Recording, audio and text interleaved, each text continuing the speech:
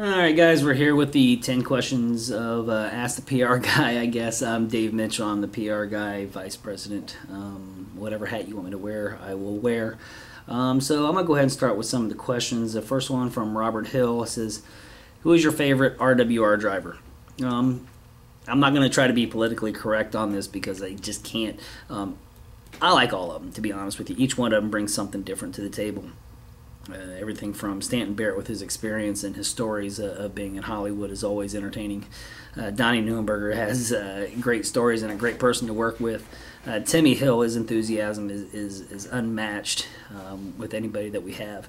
So actually I have favorite drivers, Johnny Chapman, Matt Carter, Carl Long. Everybody that we've actually worked with in the last several years, I find each one of them extremely exciting, and each one of them actually needs something different. So it's important to learn what each driver likes and to use that to your advantage. The next one is from Steve LeFew, and he wants to know, is RWR hiring? That's a funny word, hiring. Of course, with us running 8 to 9 different series a year, from K&N East, West, ARCA, Allison Legacy Series, Arena Cross, X Games, Trucks Nationwide, Whelen Modifieds is coming into the schedule now, some Trans Am and Grand Am, obviously. Yeah, I could always use help. The biggest problem that we have is the lack of sponsorship really hurts the ability to go out and hire people. I would love to actually hire people in that can do sponsorship. That's the main thing that we really need at this organization is sponsorship to be able to keep moving forward, making our equipment better, and hiring better people all the way across the board. Not that we have bad people by any means, but to continue to get quality people. So are we hiring? Yeah, we're always hiring. We're always looking for interns to start out with and base that off of sponsorship. If you can go get sponsorship dollars, obviously you're going to get a cut off of that. So yes, we're always hiring. Of course, I'd love to have the best of both worlds and hire somebody with experience, but that's not always possible. Some of the PR people make some really good money. Some of them not so much, but either way, it'd be really nice to have some people come in and not be scared, but at the same time, not be a fan. And I'll explain a little bit more about the role of a PR person and what it takes to be at the track every week. Ruthie wants to know, can you give us a couple examples of a day at work, maybe on race day or at the track, and a day at the shop? Let's see, how can I even start this? Let's pick a day.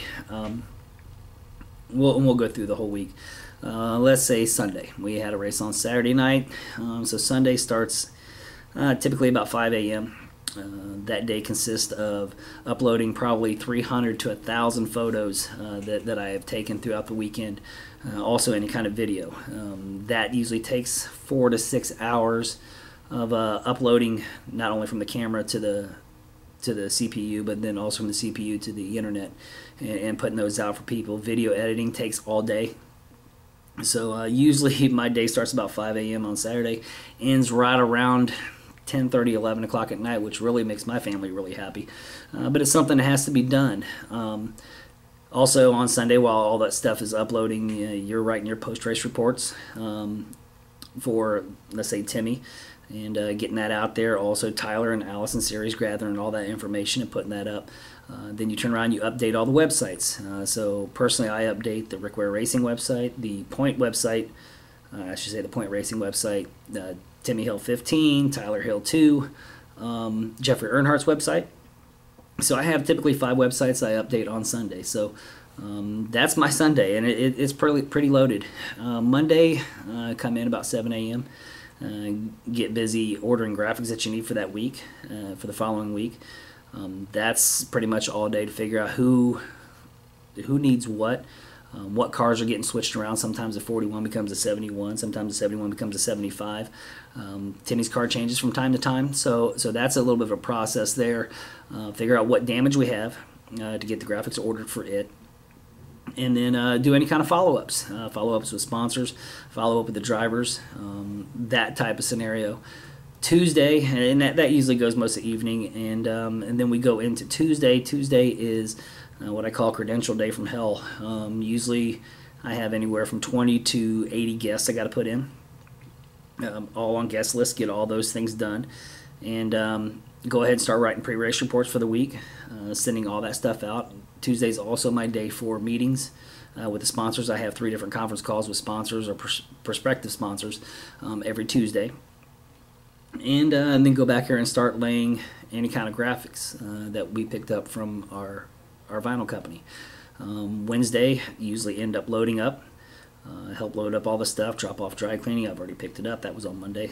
Pick it up on Wednesday, load it into the hauler, load up all the cameras, everything from the video camera, regular camera, all the little voice recorders, everything that we use all gets loaded up. Make sure all the uniforms are in there, all the hero cards, order any hero cards that need to be done, and then start filling out what we call the crew limit forms that have to be done by NASCAR, where I have to designate each person to what they're supposed to do.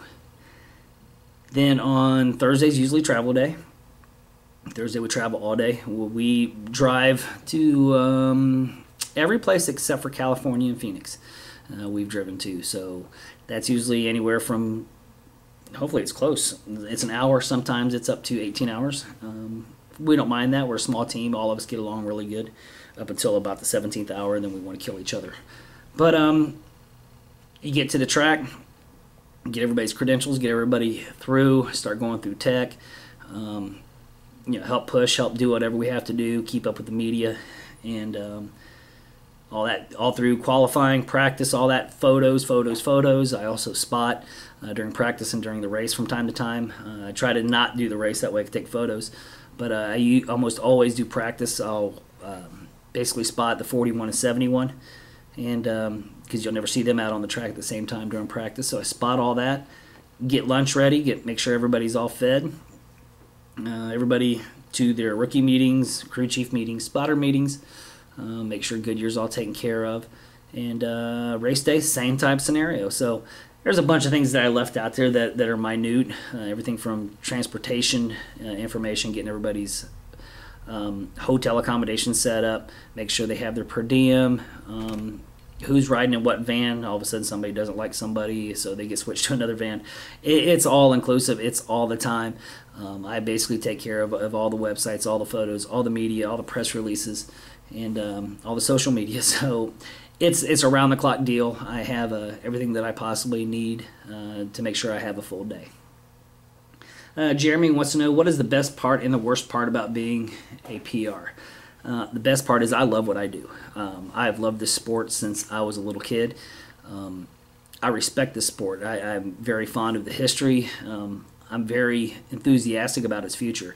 That's the great part. The bad part is it's never ending. It is extremely hard to keep a family happy, to be a father, to be a mother, whatever your situation is. It's extremely difficult. It is a very, very difficult and long, drawn-out career.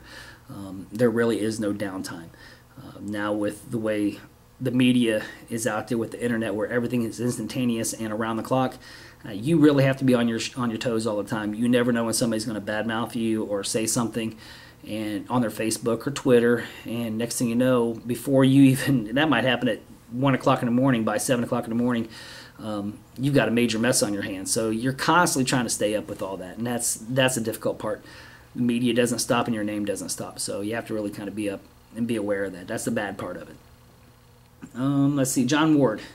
Who is the prankster at RWR? I would like to say that I am from time to time. I'll give people a hard time, but probably the best person who does the pranks is Tim, who's our engine guy. He always has something up his sleeve, always has some new joke, and I would say Tim keeps us on our toes, but we really don't have time to do anything that slows anybody down in a day. Usually it's a little bit of a verbal stuff here and there, but back in the day, you used to be able to weld somebody's toolbox to a metal table, and when they go to leave, they yank their arm out of the socket. That stuff doesn't happen anymore because we ain't got time to cut it apart. So the prank part doesn't really go as much as what it should. Kevin wants to know, how did you get started, and what interests you in PR for a race team? My entrance into PR in racing took a totally different turn. I didn't get started till late. I'm actually 44 years old now, so I actually got started, ironically, by building a website. I built a website actually for a driver most of you guys know already by the name of Ryan Newman. When he first got signed up to do what we called the ABC program at Penske, or it was ARCA, Busch, and Cup. And I'd known Ryan back from the USAC days and watched him run there, being from Ohio, so it wasn't too far to go over to Indiana.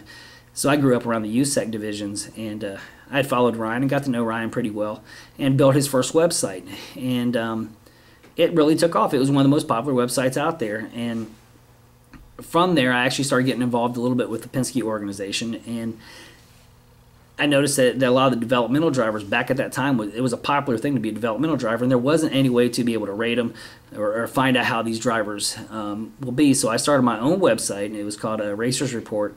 And there was only 2 websites at the time that did a national survey of developmental drivers. So I ranked late model guys, USAC guys, people who I thought that had the talent to go to NASCAR. And it was my own personal opinion. It might not have been the best opinion, but it was an opinion from somebody that was going to the racetracks every weekend. So I started with that, and it kind of grew its own wings, and got some calls from some different teams that was interested in, hey, is this kid really that good? And mine was a little bit different because I actually put stuff out there that if the guy was marketable, I would call up the drivers, and I did a little radio show on the internet, and people got to understand if this kid could actually talk about sponsors, if he was just shy, he mumbled or whatever. So I had a marketing aspect to whether or not these drivers could make it, and it took wings of its own, and got a phone call from McDonald Motorsports with Randy McDonald and asked me to come from Ohio to move to North Carolina and start a career in PR, and the rest is history. So I worked with Randy for about a year and a half, and ended up leaving there and going over to Rixon. Been here for almost 3 years now. So late bloomer, but I love what I do. The next question is from Tracy. Don't you love getting hammered at the track? Charlotte equals chillaxing. Charlotte might be chillaxing to every single person in the world except for somebody in PR. Yes, it's a home track for everybody, but that's where we actually have the most people. It's usually it goes Charlotte's your busiest, second busiest is Daytona, and your third busiest is Bristol. Just because it's close to home does not mean it's relaxing. At Charlotte, I actually had 4 cars, had 80 people. 80 people on the guest list. So trying to feed 80 people, trying to entertain 80 people, and at the same time trying to have sponsor meetings. Everybody has a new idea for a sponsor, and everybody says, hey, I want you to meet somebody. Takes all day, let alone you're trying to get cars in the show, get them on the grid, get them through tech. So not really a chillaxing time whatsoever, but I love Charlotte because you know what? You can go home and sleep in your own bed, which is very nice because it doesn't happen very often. Let's see, the next one, Robert Hill. When does the ad go up for the new PR guy? It can go up right now. Robert, you can definitely give me a call, send me an email. Anybody that's really interested in getting into it, it's a great business to get into, but like I said, you have to be dedicated to it. And what I was mentioning before about whether or not, about being a race fan, we get a lot of people that come in and they want to intern. We'll give them the opportunity to intern. The problem that we have is as soon as they see a Jeff Gordon or a Dale Jr. go by, they drop everything they do and go chasing them through the garage, and they're not doing their job. A person that comes in PR cannot be starstruck. They have to be able to keep their wits about them and understand that everybody there has a job to do. Everybody puts on their pants just like you do. And I just don't need, we don't need fans. We need people that respect the sport and want to make their team better. I basically started doing nothing in PR and branched into this to where now I'm vice president. I do all the photos, like I said, videos, websites, and all that. But it's just not for NASCAR.